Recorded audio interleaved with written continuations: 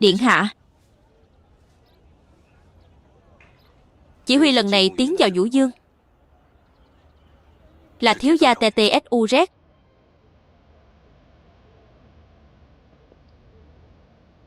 Cậu TTSUZ. Ngài nói là Fujigaki TTSUZ sẽ đích thân dẫn quân tấn công Vũ Dương. Vâng ạ. Đạo quân Quan Đông đại bại trong trận Nặc Môn Khâm. Cậu ấy đã bị giáng chức. Lần tấn công Vũ Dương này đối với cậu ấy vô cùng quan trọng. Điện hạ, tính cách của thiếu gia TTSUZ ngài cũng biết rồi đấy. Cậu ấy không thể thua được nữa đâu.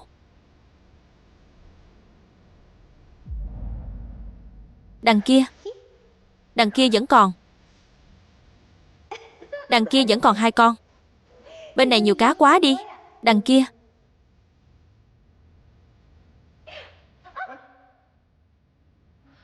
Hết hồn à?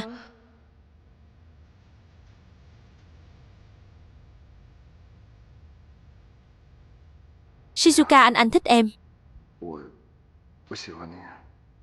Em biết mà đúng không? Em vẫn luôn biết mà Shizuka. Anh sẽ cưới em. Đáng ghét anh.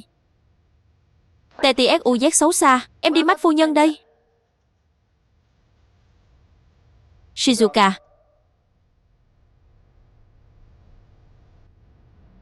Shizuka, gả cho anh nhé.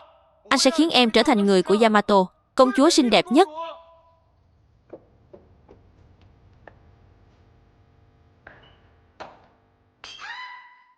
Shizuka, đây là của hồi môn ta mang từ nhà mẹ đẻ về. Vậy mà lại bị mày làm dở tan. Ta sẽ phạt mày thật nặng. Thôi đi, nó vẫn còn là một đứa trẻ mà. Không được che chở cho nó nữa. Bình hoa là do con làm dở, không liên quan đến Shizuka. Muốn phạt thì cứ phạt con đi à.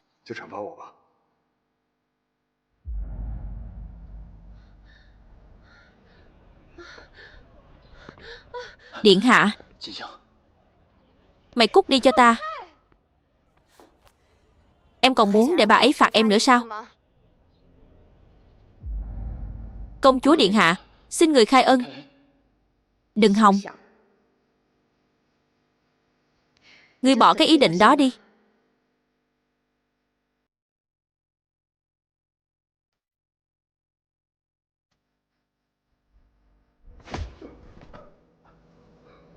Mày dám đụng đến Tấn Hương, tao sẽ giết mày.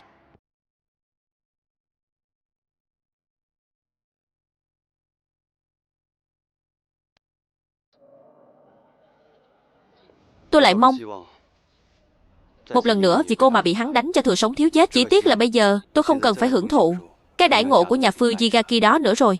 Tôi sẽ như một dũng sĩ chết nơi xa trường. Ngươi mà cũng xứng sao? Nữ thần Amaterasu sẽ phù hộ cho tất cả con dân trung thành với người, bất kể là cao sang hay thấp hèn. Ngươi câm miệng cho ta.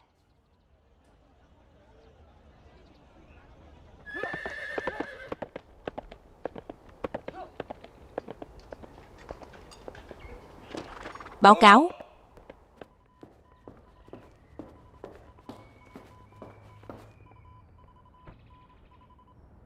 Đội trưởng liên đội 1, sư đoàn bộ binh số 6, Fujigaki Techu do đến trình diện.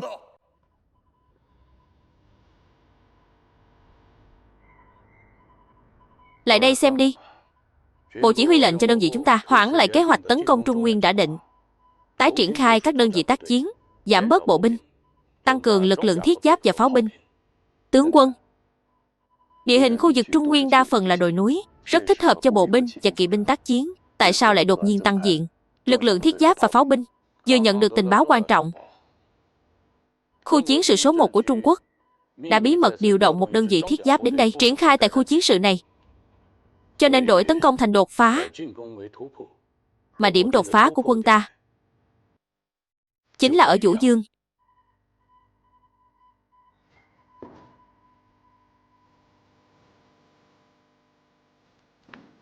Tướng quân, tại sao không tấn công toàn diện vào thủ phủ Trung Nguyên mà lại đánh chiếm Vũ Dương trước? Vũ Dương không chỉ là cửa ngõ của Trung Nguyên, mà còn là một kho lương thực lớn. Quan trọng hơn nữa là nơi đây có nhà máy sản xuất nhiên liệu cồn lớn nhất của Trung Quốc. Đối với một đội quân cực kỳ khan hiếm tài nguyên dầu mỏ như quân đội của chúng ta, chiếm được nhà máy này có ý nghĩa vô cùng quan trọng. Bộ chỉ huy đã đồng ý với đề nghị của tôi, cấp cho cậu những trang bị vũ khí tốt nhất. Sức chiến đấu của nó hoàn toàn có thể sánh bằng một lữ đoàn. Cậu phải đánh chiếm cửa ngõ Trung Nguyên này trong một lần. Đây là cơ hội tốt để cậu xoay chuyển tình thế. Hy vọng cậu sẽ trân trọng. Rõ. Tướng quân, ngài nói quân đội Trung Quốc đang bí mật điều động một đơn vị thiết giáp. Tin này có đáng tin không? Đương nhiên là đáng tin. Người cung cấp thông tin là Fujigaki Shinko, người được mệnh danh là điệp hoa của đế quốc, cũng chính là em họ của cậu. Tướng quân, em họ tôi Shinko bây giờ đang ở đâu? Ở ngay Vũ Dương. Nguồn gốc của tin tình báo này vốn không thể nói cho một đại tá trung đoàn trưởng biết, nhưng cậu thì khác. Tôi tin cậu vẫn là vị tướng sắt đá của đế quốc. Trận này nhất định phải toàn thắng, để rửa sạch nỗi nhục Nặc Môn Khảm. Fujigaki Tê Chư do này xin đảm bảo sẽ toàn thắng trong trận Vũ Dương. Chú, tại sao? Tại sao lại đưa Shinko ra nước ngoài? Chẳng phải trước giờ chú luôn chủ trương không để phụ nữ ra tiền tuyến sao? Tại sao? Ta đưa Shinko đến Mỹ du học, chứ không phải đưa nó ra chiến trường.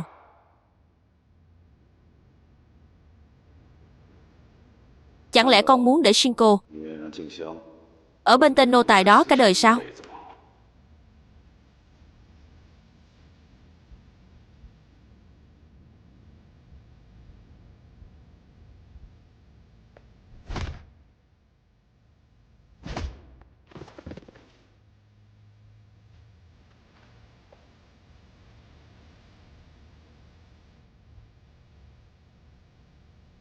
Tên chó nô tài đó đã động vào nó chưa?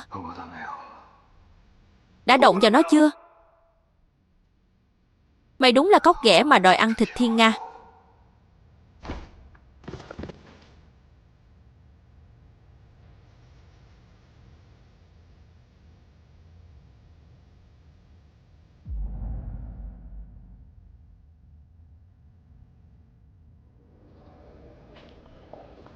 Đội trưởng, đi. Nhẹ tay thôi. Được rồi, lui đi. Phải. Này, các người đang làm gì vậy? Cô đột nhiên biến mất, giờ lại quay về làm gì? Tôi là kỹ sư của nhà máy. Tại sao tôi không thể quay về? Lúc Frank bị hại cô ở đâu? Frank bị hại rồi sao? Đừng có giả vờ với tôi. Tôi thật sự không biết. Lúc đó tôi đang ở trên phố. Sáng sớm không đến phòng thí nghiệm. Cô ra phố làm gì? Đây là chuyện riêng của tôi. Liên quan gì tới anh? Khoảng 10 giờ cô ở đâu? Tôi có thể không trả lời câu hỏi này không? Bắt buộc phải trả lời. Kỹ sư Thẩm, sao cô lại chạy đến đây? Số liệu thí nghiệm có rồi. Theo tôi về phòng thí nghiệm đi. Không được đi. Cái chết của Frank và lão đới có liên quan đến cô ta.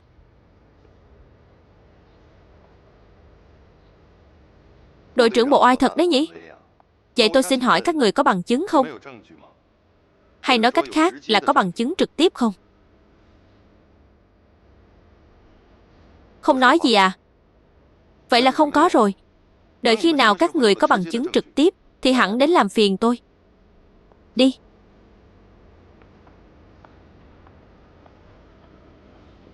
Này, sao lúc này mày câm rồi hả? Chẳng phải tao bảo mày theo sát cô ta sao? Mày theo dõi kiểu gì vậy? Phải đều là lỗi của tôi. Là tôi có lỗi với lão đới đã chết và trung úy Frank. Một câu xin lỗi là xong à? Mày xem lại mày lúc nãy đi. Cái bộ dạng thương hoa tiếc ngọc với cô ta.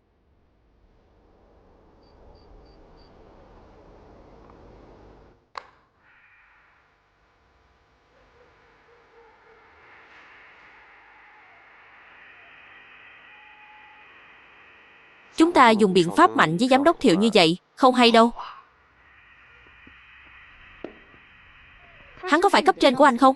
Tôi không cần biết. Dù sao đây cũng là phạm vi quản lý của tôi. Anh và hắn ta đều do tôi quản. Nhưng chuyện này chỉ có hai chúng ta biết. Hơn nữa hắn ta cũng chẳng có bí mật gì, trừ khi anh thừa nhận hắn là cộng sản. Kể cả là cộng sản thì cũng thuộc quyền quản lý của tôi, hiểu không? Vả lại, con đàn bà này, lúc Frank và lão đới bị sát hại, hỏi nó ở đâu, nó nhất quyết không nói. Không nghi ngờ nó thì nghi ngờ ai?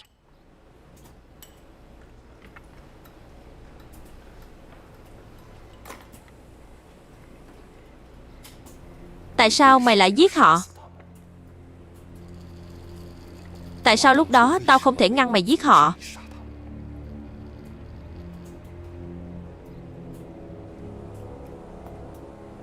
Anh làm gì vậy? Sao anh lại nhìn tôi từ phía sau như thế? Chắc là dạo này công việc mệt mỏi quá nên có chút ngẩn người. Cái chết của Frank và đội viên đó, tôi thật sự không biết. Lúc đó tôi không cần giải thích. Tôi biết cái chết của Frank và lão đới không liên quan đến cô.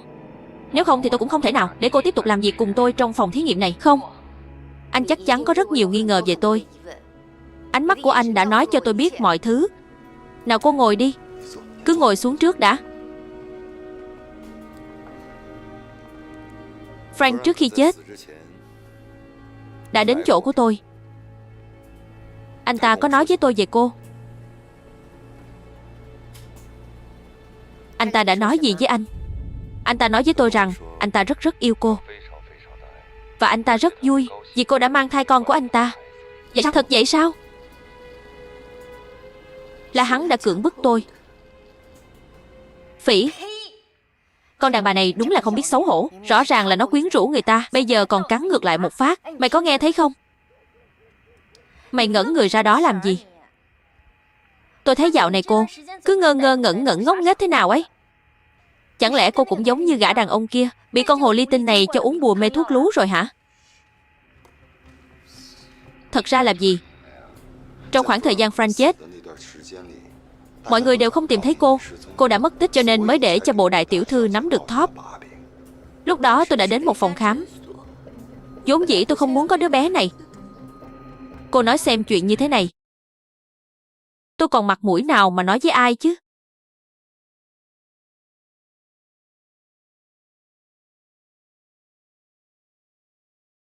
Nhưng cho dù thế nào đi nữa, đứa bé là vô tội mà. Frank làm việc cho chúng ta ở Vũ Dương, lại chết dưới họng súng của gián điệp Nhật. Vậy thì anh ấy chính là bạn của chúng ta, là anh hùng kháng chiến. Tôi mong là cô có thể nể tình Frank đã yêu cô, cũng nể tình anh ấy đã vì tổ quốc chúng ta mà anh dũng hy sinh. Hãy sinh đứa bé ra đi. Sau khi sinh ra thì giao lại cho bố mẹ anh ấy, cũng là để an ủi nỗi đau mất con tuổi già của họ, được không?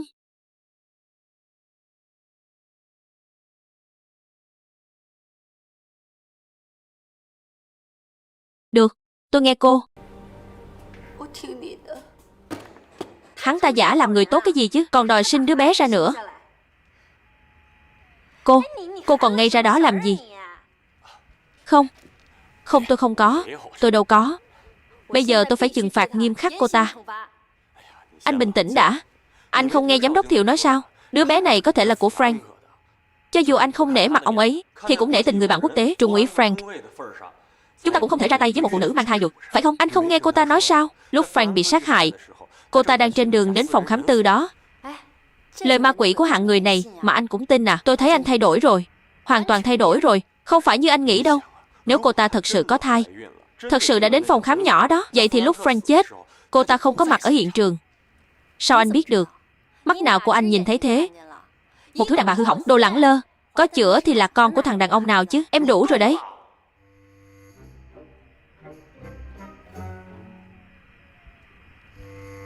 Anh xin lỗi, anh chỉ cảm thấy là giọng điệu của cô ấy không giống như đang nói dối.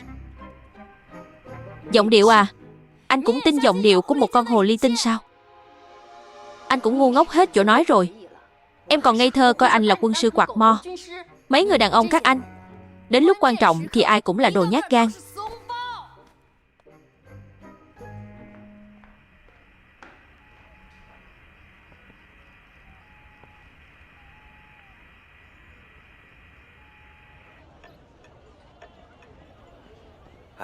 Cảm ơn.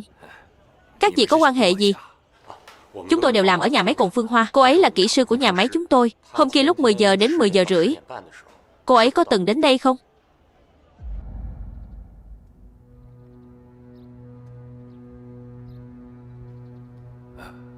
Cô nương sao cháu lại đến đây? Anh chàng người nước ngoài kia của cháu là vị hôn phu của cháu đó. Sao cậu ấy không đến? Bác sĩ, cháu không muốn đứa bé này nữa. Tại sao vậy? Anh ấy sắp phải ra trận rồi. Cháu không muốn con của cháu sinh ra đã là một đứa trẻ mồ côi. Vậy cũng không thể phá bỏ đứa bé được. Thật sự không muốn nữa. Sao vậy, cô ấy xảy ra chuyện gì à? Liên quan đến một vụ án mạng. Nếu hôm đó cô ấy thật sự đến đây vào giờ này, có lẽ có thể xóa bỏ nghi ngờ cho cô ấy. Thấy cậu trông cũng hiền lành, không giống người xấu. Hơn nữa còn liên quan đến thanh danh của cô nương đó. Vậy thì để tôi nói cho cậu biết, cô ấy đúng là đã đến chỗ tôi. Hơn nữa còn đúng vào thời điểm mà cậu nói. Vậy cô ấy đến làm gì? Phá thai. Cô ấy muốn bỏ đứa bé đi. Thế là tôi khuyên cô ấy đừng bỏ đứa bé, vì như vậy sẽ ảnh hưởng đến chồng cô ấy, ảnh hưởng đến tinh thần ra tiền tuyến diệt quỷ. Sao hai vợ chồng họ giận nhau à? Người chồng bị giết rồi. Ngay lúc cô ấy đến đây để phá thai, bị người ta bắn chết. Ông có thật sự chắc chắn không? Lúc 10 giờ cô ấy thật sự ở chỗ của ông à? Chắc chắn. Tôi vô cùng chắc chắn. Bởi vì lúc cô ấy vừa vào nói với tôi một câu, thì cái đồng hồ treo tường này của tôi vừa hay gõ 10 tiếng. Cái đồng hồ treo tường này là đồ gia truyền của tôi. Tôi rất thích nó, nên thường xuyên bảo dưỡng, chạy rất chính xác. Vậy cảm ơn ông.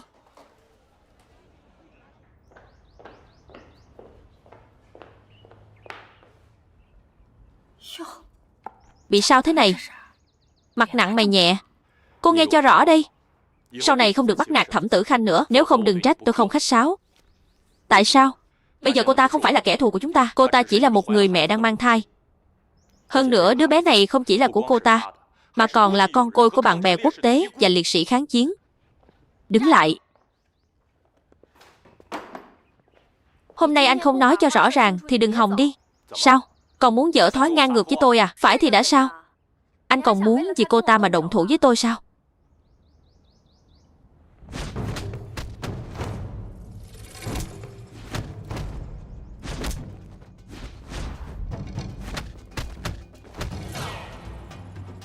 Sau này đừng động thủ với tôi nữa. Nếu không tôi sẽ không nhường cô nữa đâu.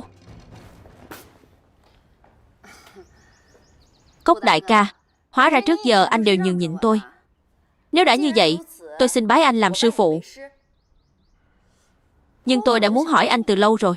Bộ công phu này anh học của ai thế? Tôi cũng luôn muốn hỏi anh đây. Vậy sao mặt anh cứ xị ra thế?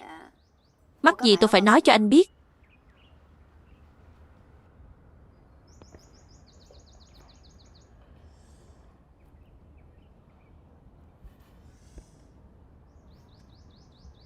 Lạ thật đấy.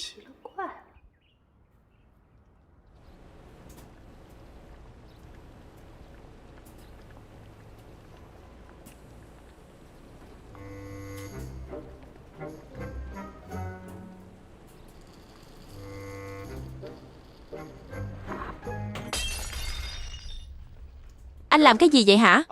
Sao anh lại hậu đậu dụng về thế? Anh có biết không, đồ đạc ở đây quan trọng với tôi thế nào đâu. La hét cái gì? Tôi đền là được chứ gì. Cứ trừ vào lương của tôi. Anh đứng lại cho tôi. Lỗ, thái độ gì thế? Anh có thái độ gì vậy hả? Anh làm dở đồ của tôi mà còn dám có thái độ đó với tôi. Anh có ý gì? Còn bảo tôi trừ lương của anh. Tôi trừ lương của anh thế nào được? Tôi trả lương cho anh mà lại trừ lương của anh à? Vả lại dù tôi có trừ hết lương của anh thì đi đâu mà mua lại? Anh có đền nổi không hả? Vậy anh muốn tôi phải làm sao? Tôi làm hỏng đồ của anh tôi đền không nổi. Em gái anh tôi cũng đền không nổi. Cái bình dở này tôi cũng đền không nổi. Cuối cùng cũng chịu nói ra những lời trong lòng đã giấu kín bấy lâu nay rồi chứ. Cậu ngồi xuống cho tớ. Ngồi xuống. Hai đứa mình lớn lên cùng nhau từ thuở còn cởi chuồng. Tớ mà lại không hiểu cậu sao? Cậu có tâm sự. Tâm sự rất nặng lòng phải không? Cậu nói xem, trạng thái này của cậu làm sao làm vệ sĩ cho tớ được? Sau này làm sao mà theo?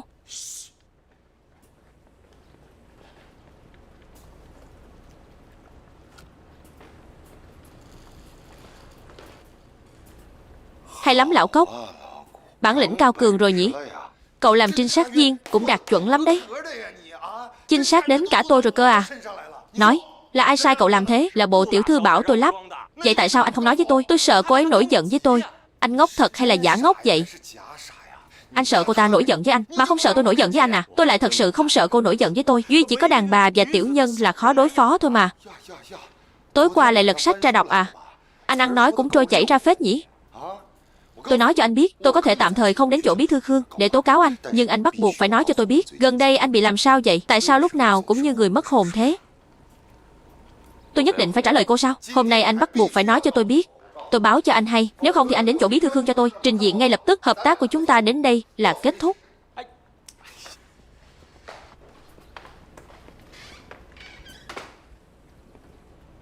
Được rồi, tôi sẽ nói cho cô bí mật mà tôi đã giấu nhiều năm. Thế mới phải chứ.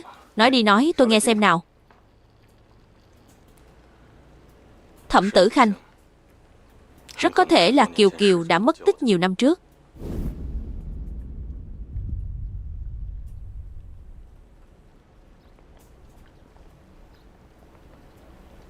Anh nói lại lần nữa xem. Thẩm Tử Khanh có thể chính là Kiều Kiều đã mất tích nhiều năm trước. Anh nói cho rõ ràng cho tôi. Có một chuyện tôi đã luôn giấu mọi người. Cô có biết gia đình cô sau khi gửi gắm Kiều Kiều cho nhà tôi, trước khi Kiều Kiều mất tích, tại sao tôi lại bỏ nhà ra đi không?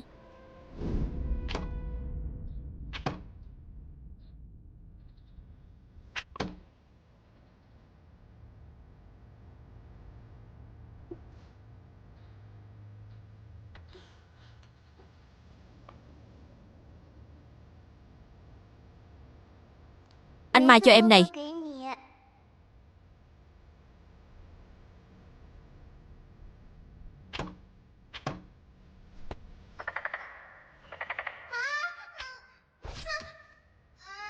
Kiều Kiều.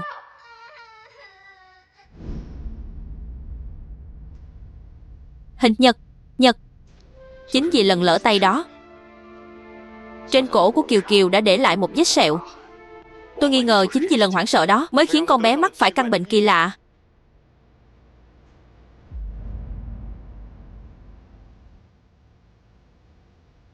Mẹ.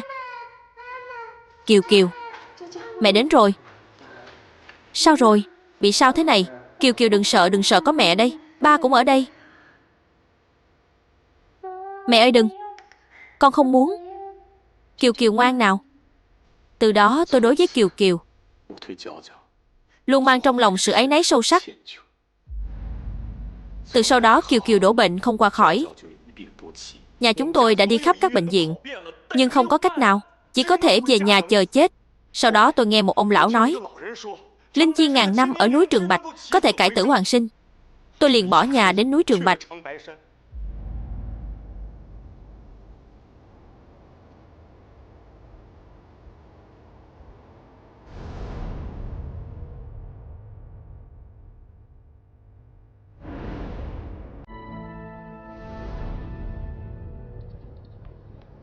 Mẹ ơi, Kiều Kiều đâu?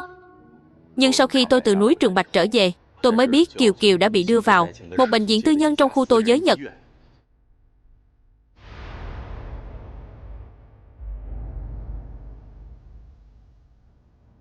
Em gái tôi đâu? Anh mau nói cho tôi biết con bé bị sao rồi. Bây giờ nó thế nào rồi? Tôi đến bệnh viện tư nhân đó đòi người. Họ nói với tôi Kiều Kiều mắc bệnh truyền nhiễm rất nặng, không cứu được đã qua đời. Theo điều lệ quản lý gì đó của khu Tô Giới, đã bị đem đi thiêu hủy. Từ đó Kiều Kiều sống không thấy người chết, không thấy xác.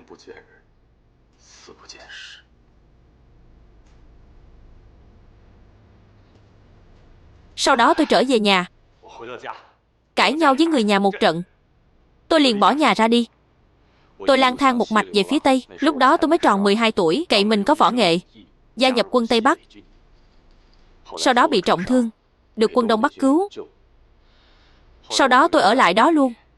Sau sự kiện Cửu Nhất Bác, mấy chục vạn quân Đông Bắc từ bỏ kháng cự nên mất Đông Bắc. Tức quá tôi liền rời khỏi quân Đông Bắc, tiếp tục lang thang bán nghề kiếm sống. Cho đến khi tôi gia nhập Hồng Quân. Lúc nãy anh có nhắc với tôi, em gái tôi Giao Giao rất sợ con cóc. Phải. Nếu như con bé không luôn sợ cóc thì tôi đã không đâm trúng nó. Tôi nhắc lại chuyện này bây giờ ruột gan, tôi hối hận đến tím bầm.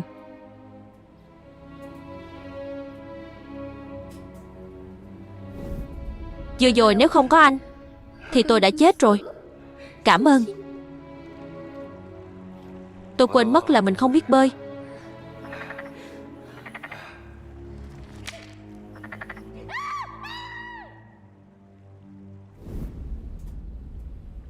Chuyện đã qua nhiều năm như vậy, nhưng trong lòng tôi vẫn luôn nhớ đến Giao Giao. Vì con bé không chỉ là em gái ruột của anh, tôi cũng coi nó như em gái ruột của mình. Tôi có lỗi với nó. Tôi càng có lỗi với cả nhà anh hơn. Ý của anh là lũ Nhật đã bắt em gái tôi Giao Giao đi rồi. Sau đó bọn chúng lấy con bé. Tất cả là tại tôi. Nếu lúc đó tôi không lấy nó ra làm bia thì nó đã không bị bệnh. Nếu tôi không bỏ nhà ra đi thì nó đã không bị lũ Nhật bắt đi. Lũ Nhật Bản này không phải là người mà. Chuyện gì chúng cũng dám làm. Tôi nói cho anh biết, những lời dối trá anh bịa ra quá hoang đường, quá nực cười. Những gì anh vừa nói không phải là sự thật. Những lời mà anh nói chỉ là anh muốn thoát khỏi cảm giác tội lỗi với gia đình tôi, nên mới bịa ra lời nói dối tày trời đó. Anh nói gì đi chứ? Không nói chứ gì. Không nói thì cút đi. Cút. Giám đốc Thiệu mau mở cửa. Mở cửa mau, mở cửa ra. Cục Tình báo Hoa Kỳ phát ra một lệnh truy nã phối hợp điều tra. Truy nã một nữ gián điệp Nhật Bản cực kỳ nguy hiểm. Hơn nữa còn là một công chúa Nhật.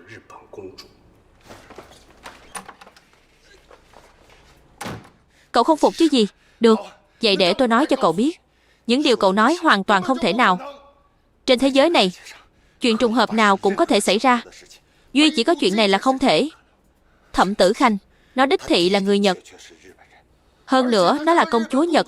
Cậu có biết không? Công chúa Nhật. Thẩm Tử Khanh, nó từng ẩn náu trong một cơ quan trọng yếu của Mỹ. Vì bị phát hiện nên đã trốn chạy đến chỗ chúng ta. Tình báo của bọn Mỹ không sai được đâu. Với lại cậu nhìn kỹ nó xem. Rồi cậu nhìn tôi đi. Nhìn mẹ tôi, nhìn cha tôi, nhìn cả nhà chúng ta xem. Nó giống ai chứ? Không thể nào. Tuổi của cô ấy, vết sẹo trên cổ cô ấy, và cả việc cô ấy sợ cóc nữa. Chẳng lẽ đó không thể là trùng hợp sao?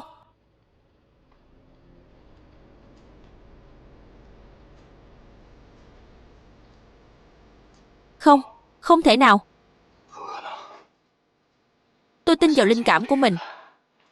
Linh cảm của tôi còn đáng tin hơn cả cơ quan tình báo Mỹ. Thẩm Tử Khanh tuyệt đối không phải công chúa Nhật. Cô ấy chính là Kiều Kiều. Những năm qua, những lúc tôi ở một mình, khi tôi đi trên phố, khi nhìn thấy những cô gái trạc tuổi, những lúc tôi không ngủ được, những lúc tôi nằm mơ, tôi đều nghĩ đến cô ấy. Mơ về cô ấy. Cô ấy vẫn sống sờ sờ ngay trước mắt tôi. Từng chi tiết một của cô ấy, dù là hành động, thần thái nhỏ nhất, đều đã khắc sâu trong tâm trí tôi. Tôi không tin. Tôi không tin. Kiều Kiều tuyệt đối không chết đâu.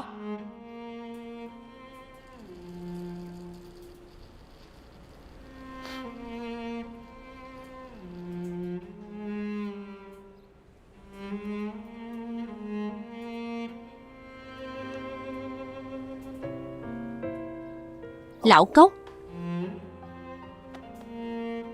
chẳng lẽ tôi không nhớ em gái ruột của mình sao? Chẳng lẽ tôi không muốn em gái ruột của mình có thể chết đi sống lại đứng trước mặt tôi sao? Nhưng tôi không muốn con bé giống như bây giờ đứng trước mặt tôi.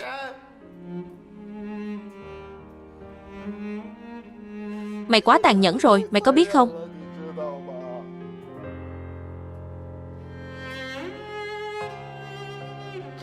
Tao nói cho mày biết, chuyện này tao không cho phép mày nhắc lại nữa. Tao cũng không muốn nhìn thấy mặt mày nữa. Cút. Mở cửa. Cho dù anh không tin, cho dù cả thế giới này không tin, nhưng tôi tin.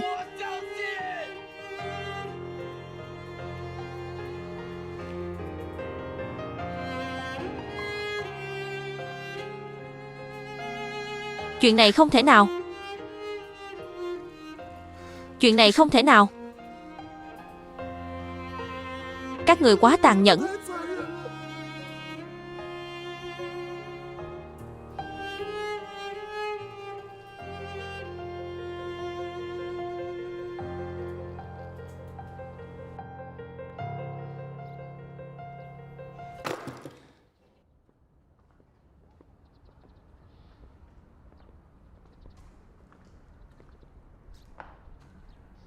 Có chuyện gì vậy?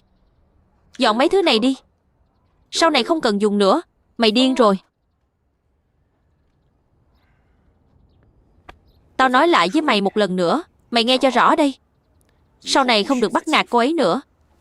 Mày có ý gì? Mày lại vì con đàn bà này mà ra tay tàn độc với tao. Phụ lòng tao. Tao sao? Mày đúng là không thể hiểu nổi.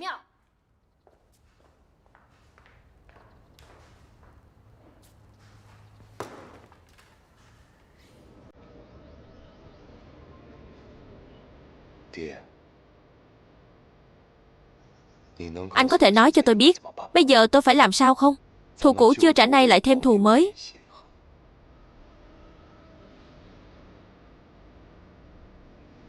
Nếu như Kiều Kiều là người Nhật, đang làm việc cho người Nhật, làm toàn những chuyện độc ác mất hết tính người, anh bảo tôi phải làm sao? Anh nói cho tôi biết đi. Chuyện này quá tàn nhẫn.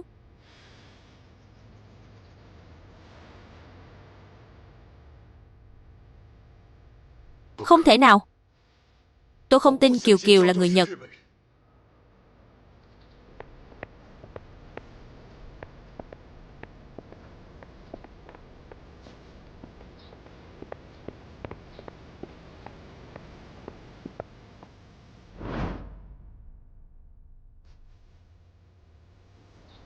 Tôi chỉ muốn nói cho anh biết, tôi đã đến phòng khám đông y rồi. Thẩm Tử Khanh không có thời gian để sát hại lão đới và trung úy Frank. Kể từ hôm nay, tôi không cho phép bất cứ ai làm hại cô ấy. Anh không quan tâm cô ấy thì tôi quan tâm.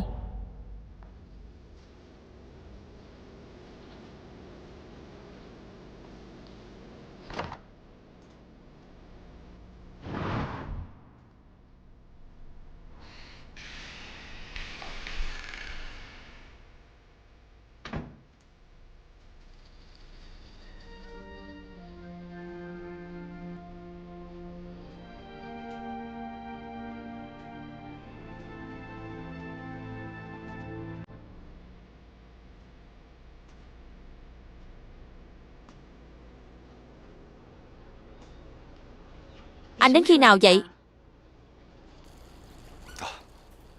Tôi vừa mới đến. Cảm ơn anh. Tại sao chứ? Là anh đã bảo đội trưởng Cốc Minh Oan cho tôi.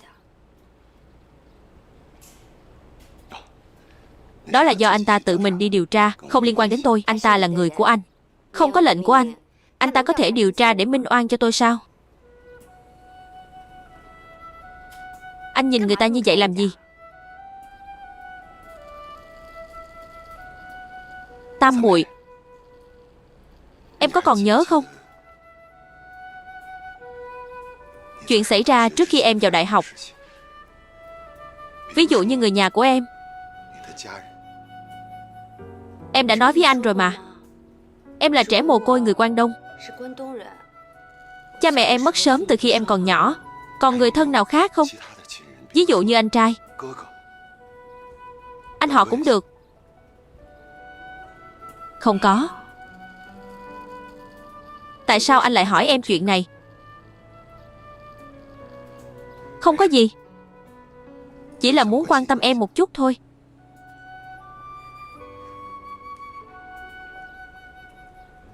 Cảm ơn anh.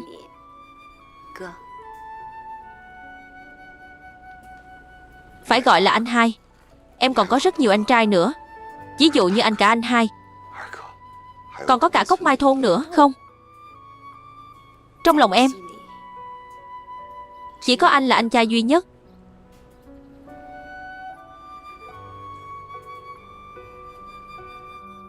Bác gái, bây giờ bên ngoài đã có nhiều lời đồn như vậy, hay là cứ để giám đốc Thiệu và Hạnh Nhi nhanh chóng tổ chức hôn sự đi. Như vậy thì Thẩm Tử Khanh kia sẽ hết cách. Những lời đồn đại đó sẽ dần dần tự biến mất thôi. Cô cả nói có lý. Nhưng bây giờ tổ chức thì không phải lúc. Hoa Tử cậu ấy bận lắm. Cậu ấy chắc chắn không đồng ý đâu. Cậu ấy đồng ý cũng phải đồng ý, không đồng ý cũng phải đồng ý. Chuyện này không đến lượt cậu ấy quyết định. Thực ra đây chỉ là một nghi thức thôi. Hay là thế này đi bác gái, chuyện này bác cứ quyết, con sẽ lo liệu, bác cứ ở đây chỉ huy. Bác bảo con làm thế nào, con làm thế đó. Được thôi. Hay là cô đi nói với cha Nhi đi. Vâng dân ạ.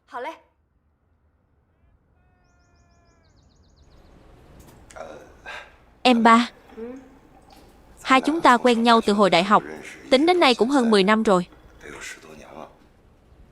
Chị phát hiện ra sao em cứ thích mặc áo cao cổ thế? Như vậy không đẹp sao? Không phải không đẹp, mà là rất đẹp. Chị chỉ thấy nó không được thoáng khí cho lắm. Em không thấy nóng à?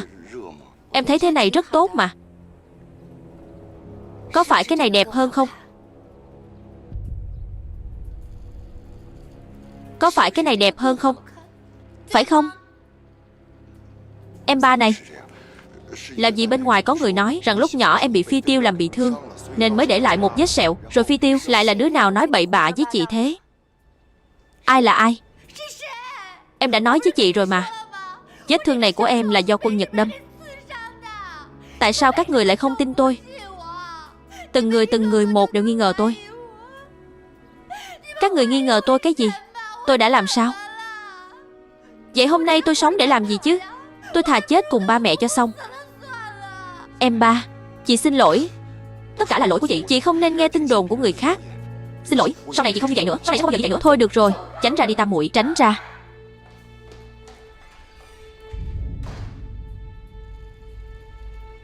Phòng tuyến tâm lý của anh ấy đã bị cô ta hoàn toàn phá vỡ.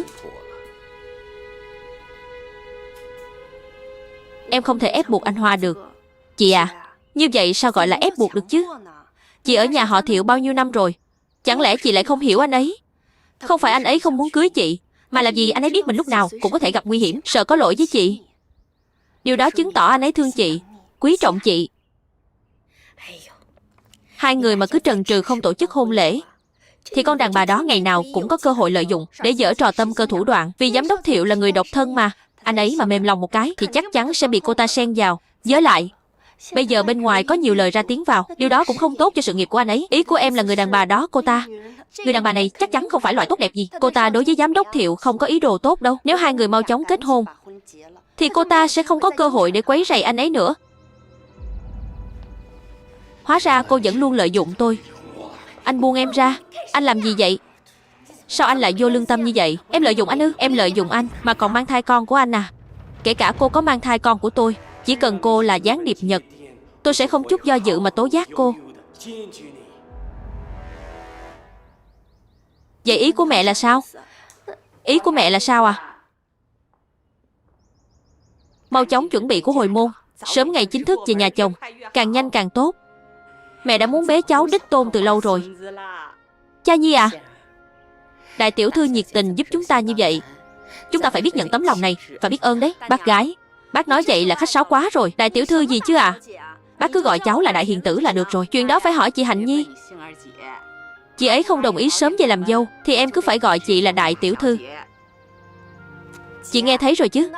Mau gả đi đi, nếu không bác gái lại tưởng em là người ngoài. Được rồi, hiền tử à, chị đồng ý với em. Tốt quá rồi chị dâu. Chúng ta đi ngay bây giờ, đi sắm của hồi môn cho chị. Bác gái vậy bây giờ con đi với chị dâu đây. Con bé nóng tính này, còn chưa lấy tiền nữa. Tiền nông gì chứ con có đây. Giám đốc Thiệu đưa cả rồi, con đều để dành hết. Cứ coi như quà mừng của con cho chị dâu. Đi nhanh thôi chị, con bé này làm vậy sao được chứ?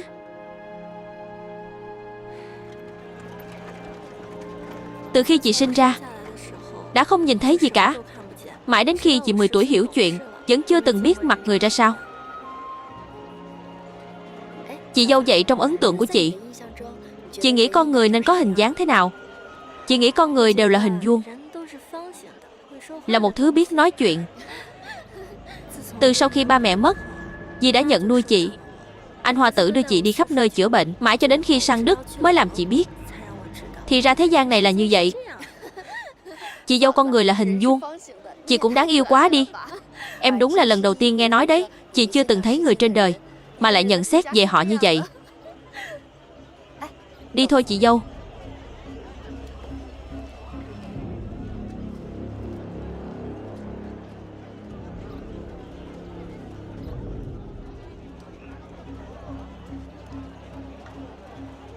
Đội trưởng,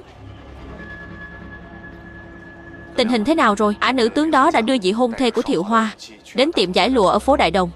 Đây là một cơ hội rất tốt. Ta muốn một mũi tên trúng hai đích. Lên.